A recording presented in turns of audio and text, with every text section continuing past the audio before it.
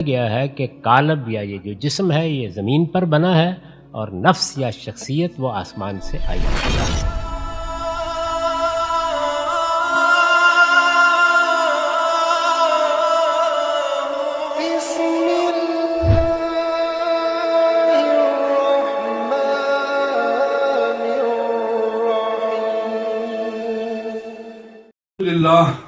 الحمدللہ رب العالمین، الصلاۃ والسلام علی سید المرسلین امام الانبیاء رحمتا للعالمین۔ اعوذ باللہ من الشیطان الرجیم، بسم اللہ الرحمن الرحیم۔ یسألونک عن الروح قل الروح من امر اللہ ربی وما اوتیت من العلم الا قلیلا۔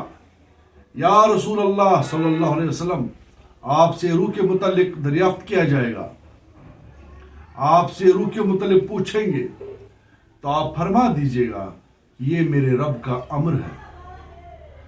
حضرت شیخ کامل نور الدین ولی رحمۃ اللہ علیہ فرماتے ہیں، نفس دت ہے اور مینت گس کھیچینت کر زخن فوت، دم دے حقس لال گسک زینت نچھی کل نفس ذائقۃ الموت۔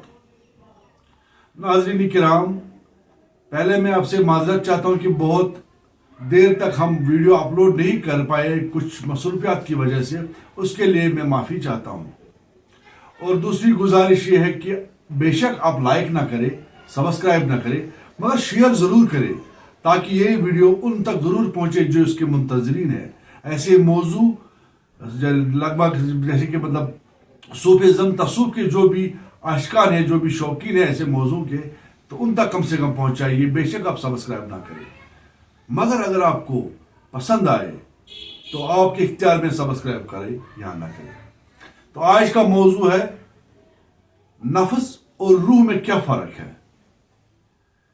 جاوید احمد گمادی صاحب سے سنتے ہیں اس موضوع پہ ایک تفصیلی بحث، نفس اور روح میں فرق۔ آئیے سنتے ہیں۔ نفس اور روح کا کیا ڈفرینس ہے؟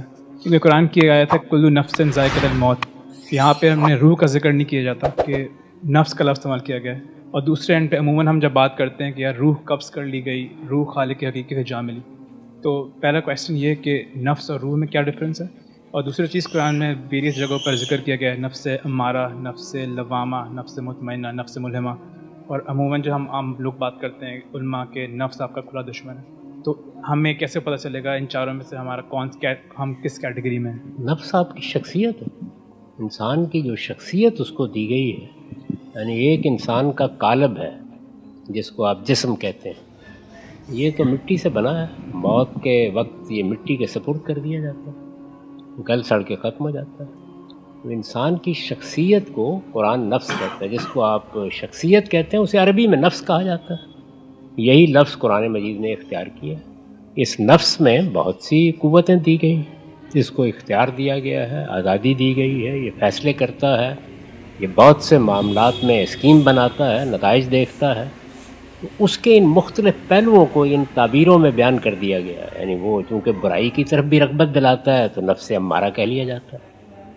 ایسی بہت سی تعبیریں اصل میں اسی شخصیت کے مختلف پہلو ہیں، ان کو بیان، وہ کوئی الگ الگ چیزیں نہیں ہیں۔ یعنی میری شخصیت جو کچھ بھی ہے اس میں جتنے اسپیکٹس ہیں، جتنی جہات ہیں، ان کو اللہ تعالیٰ نے بھی بتایا ہے، اور اہل علم بھی بتاتے رہتے ہیں کہ نفس انسانی میں یا انسانی شخصیت میں یہ پہلو پائے جاتے ہیں، یہ صلاحیتیں پائی جاتی ہیں۔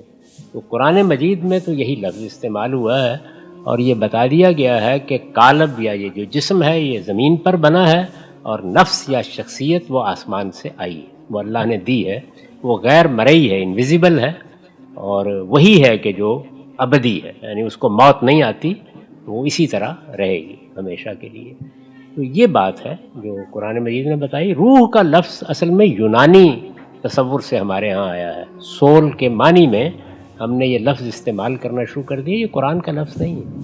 قرآن میں جو روح کا لفظ ہے وہ بالکل مختلف معنی میں استعمال ہوا ہے، یعنی جب آپ پھونکتے ہیں تو اس کو عربی میں نفخ کہتے ہیں، یہ پھونک بہت لطیف ہو جائے تو اس کو روح کہتے ہیں، تو اس لیے قرآن میں یہ اس معنی میں استعمال ہی ہوتا ہے۔ وہ میں نے بتا دیا کہ وہ انسانی شخصیت کی مختلف صورت ہے۔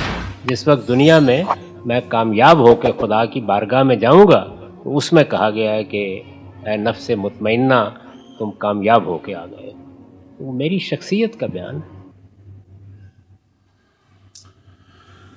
आपने मौजू सुना, बहुत ज़्यादा मसरत हुई कि ऐसे हसास मौजूआत पे हम आपके सामने वीडियो पेश करते रहेंगे, ऐसे मौजू हम लाते रहेंगे।